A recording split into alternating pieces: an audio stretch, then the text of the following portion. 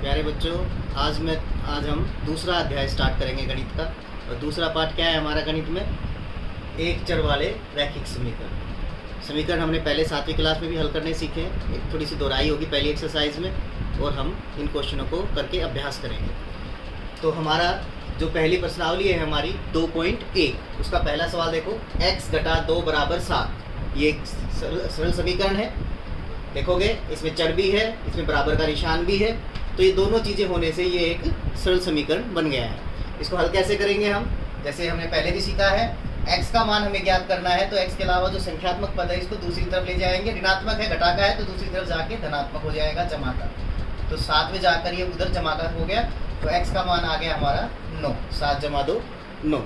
इसी प्रकार से इसके दूसरे सवाल में y का मान हमें निकालना है, तो y के साथ जो जमा का 3 है, जो जमा में है, इसको दूसरी तरफ लिखेंगे, तो 10 में से घटाएंगे, तो ये जमा का था, उधर जाएगा तो घटा का 3 होगा।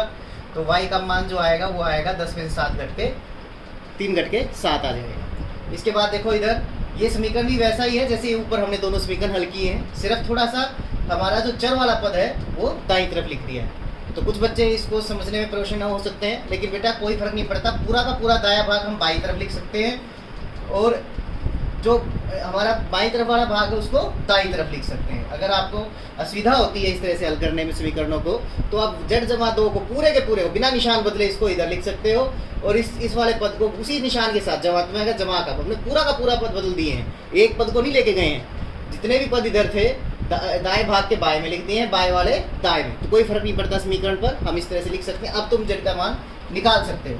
तो इस क्वेश्चन को मैं हल नहीं कर रहा हूँ, जैसे हमने अभी ये क्वेश्चन हल किए थे वैसे ही अब इसमें z का मान ज्ञात करेंगे। अब इस क्वेश्चन में देखते हैं, इस क्वेश्चन में हमारे पास जो चर का मान हमें निकालना है उसके साथ जो संख्यात्मक पद है वो पहले लिख दिया है, तो यहाँ भी हमें कंफ्यूज नहीं होना बिल्कुल भी, इससे कोई फर्क नहीं पड़ता। हमारा x धनात्मक है वो यहीं रहेगा, और ये भी धनात्मक है, इसके आगे कोई निशान नहीं है, इसका स्थान बदल के दूसरी तरफ ले जाएंगे।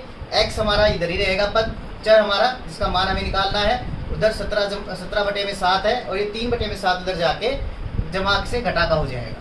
और जब इसको घटाया जाएगा, हमारे देख रहे हो हर समान है, दोनों के 7 है, तो हर तो 7 ही रहेगा, और 17 में से 3 घटेगा तो कितना आएगा?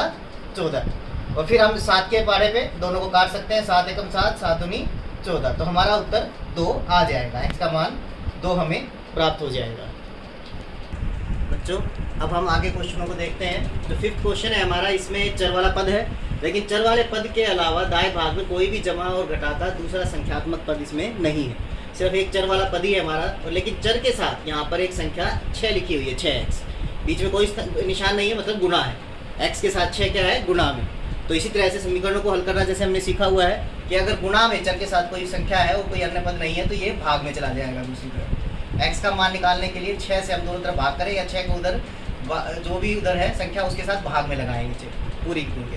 तो 6 से कर सकता है, 6 के पहाड़े में 6 एकम 6, 6 दूनी 12, तो यहाँ x का मान हमने ज्ञात कर लिया 2।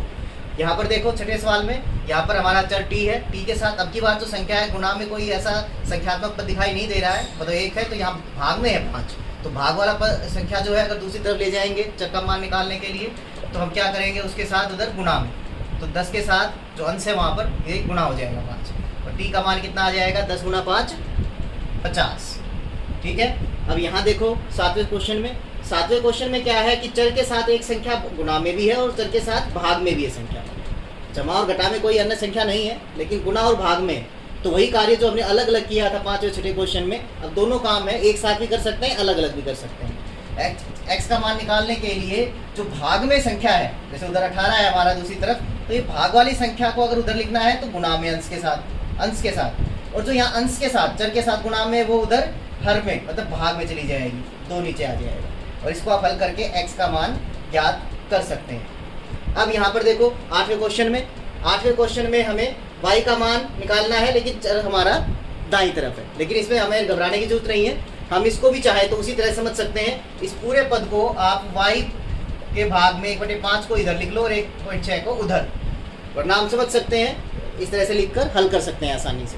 तो y का मान निकालना है, तो जो भाग में है उसको हम उधर गुणा करेंगे, 1/6 के साथ 1/5 को गुणा करेंगे, दोनों की गुणा करके जो भी उत्तर आएगा उसको हम y का मान निकाल लेंगे। बच्चों अब आगे देखते हैं हम हमारा 9th question. Ninth question statement है 7x घटा में 9 बराबर में 16।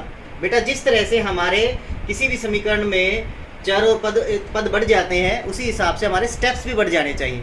अगर हम उन्हें जल्दी खत्म करने की कोशिश करेंगे तो गलत कर देंगे। स्टेप बाय स्टेप हमें समीकरण को हल करना चाहिए। जैसे इसमें देखो हमारे पास संख्यात्मक पद है और गुणा में भी है इसके साथ, तो गुणा वाला पद पहले इसको हल नहीं करेंगे, साथ को हम पहले जो घटा का 9 है इसको हल करेंगे। जैसे करते हैं दूसरी तरफ ले जाके जमा में, तो 16 जमा में 9 हो जाएगा दूसरी तरफ। इधर अभी 7x ही रहेगा और 7x का मान हो जाएगा 16 और 9 25 के बराबर। उसके बाद देखो x का मान निकालने का तरीका क्या है, जो इधर चर के साथ गुणा में उसको भाग में, तो वहाँ पर हमारे पास 25/7 हमें x का मान प्राप्त होगा। अब ऐसे ही आपको 10वां क्वेश्चन अपने आप करना है। इस क्वेश्चन को मैं नहीं समझा रहा हूँ, ये क्वेश्चन आप करेंगे बिल्कुल ऐसे ही है। देखो आप सिर्फ x की जगह वहाँ y है और बाकी संख्यात्मक ऐसे ही है, आप देखोगे समझोगे। इधर देखो इस पद को भी ज़्यादा समझाने की जरूरत नहीं है मुझे, क्योंकि आप देख रहे हो 17 जमा में 6p बराबर 9 है। संख्यात्मक पहले लिखने से आपको डरने की आवश्यकता नहीं है।